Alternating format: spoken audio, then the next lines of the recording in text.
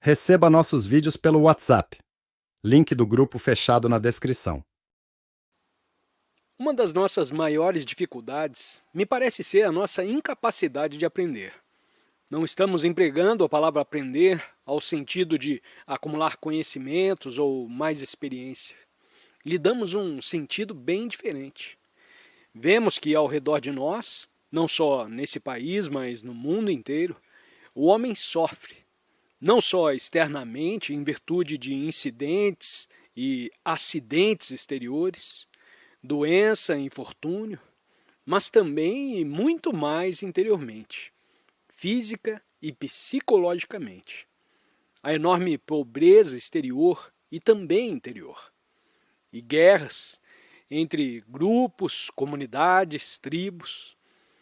Tem havido guerras desde tempos imemoriais. Vemos tudo isso, sabemos de tudo isso e, entretanto, não parecemos capazes de aprender. Somos capazes de nos ajustar ao infortúnio, às guerras, ao ódio, à pobreza, à tirania. Ajustar-se não é aprender. A diferença entre o homem e o animal é que o homem é capaz de se ajustar a qualquer clima, qualquer regime alimentar, quaisquer condições, qualquer influência ambiente. E os animais não são. Mas esse constante ajustamento ao nosso ambiente não é aprender.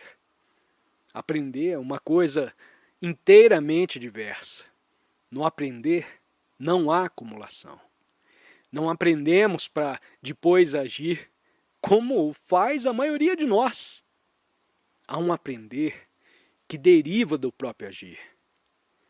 Não se atua depois de ter aprendido, porém no próprio atuar está o aprender. Mas não parecemos capazes de aprender de nossas aflições, de nossas inumeráveis frustrações, do conflito existente interior e exteriormente, para realizarmos em nós mesmos uma radical revolução. E me parece de toda urgência esse aprender do próprio atuar. Aprender em que não há nenhum padrão e nenhuma autoridade para nos ensinar o que devemos fazer. Não sei se tem lido a respeito das experiências que se estão fazendo na América, a fim de aumentar a produção das fábricas. Quando um homem tem de se manter constantemente ativo, ou tem de fazer a mesma coisa repetidamente, o trabalho se lhe torna monótono e ele não pode produzir mais.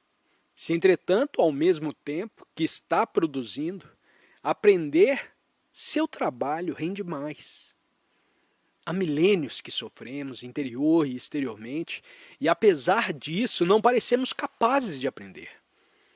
Demonstra isso que não temos um verdadeiro interesse no viver livre e totalmente, no viver sem conflito e sem penar. Não desejamos conhecer a estrutura do sofrimento, a natureza do medo. A aceitamos ou a ela nos ajustamos, nos sujeitamos a qualquer coisa, salvo, naturalmente, se nos proporciona excessivo sofrimento físico. Quando então procuramos o médico ou algum meio de nos aliviar, mas aceitamos a dor psicológica. E o medo me parece ser um dos nossos maiores problemas. Pois a mente que teme, que sente ansiedade, é incapaz de pensar com lucidez. Essa mente vive no escuro, sujeita a neuroses e contradições em várias formas. E quando percebemos que temos medo, a maioria de nós trata de fugir, de se afastar dele o mais rápido possível. Ou ainda, nos conformamos com ele, o aceitamos e ficamos vivendo na escuridão.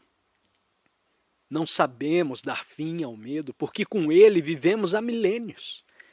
E por desconhecermos a natureza do temor e a maneira de dissolvê-los, apelamos para a religião, para a bebida, a turbulência, a violência e etc. O medo, tanto consciente como inconsciente, pode ter diferentes aspectos. E para dele nos livrarmos total e não parcialmente, precisamos, em vez de cultivar a coragem, investigá-lo e compreendê-lo, pois é muito mais importante compreender o medo do que criar resistência contra ele na forma de coragem.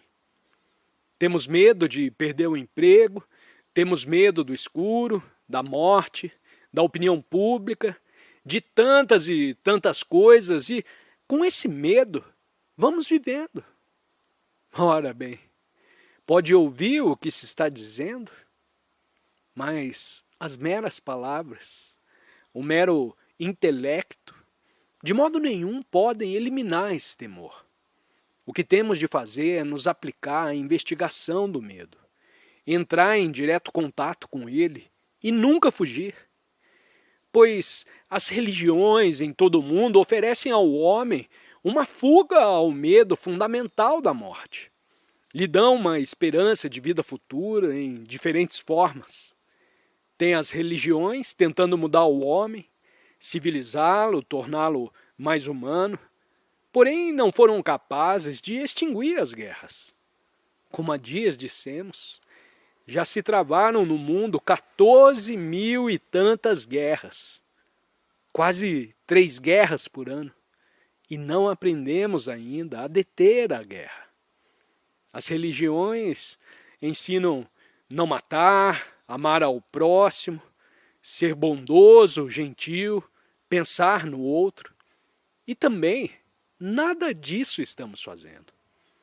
As religiões se tornaram meros rituais, como que grandes corporações, sem nenhum significado na vida.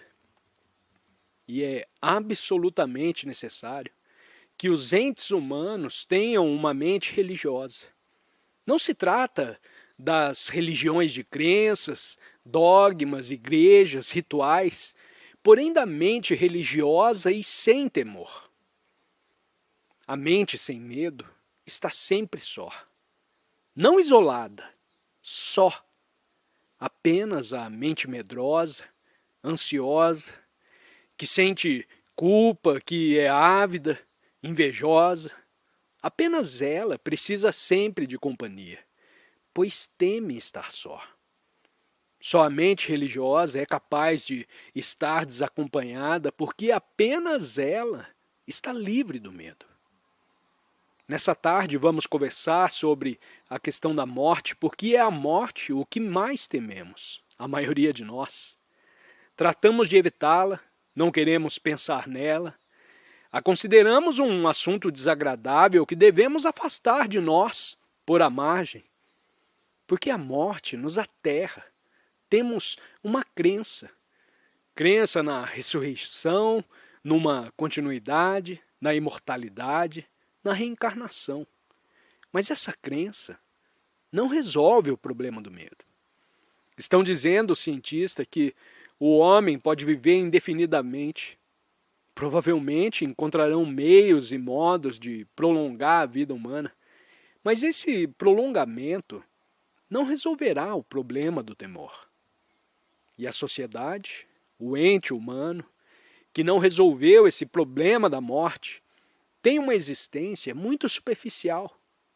Porque se há morte, aniquilamento e destruição, o fim de tudo, o indivíduo atravessa então como pode a sua existência de aflições e ansiedades, e a vida, portanto, se torna inteiramente sem significação.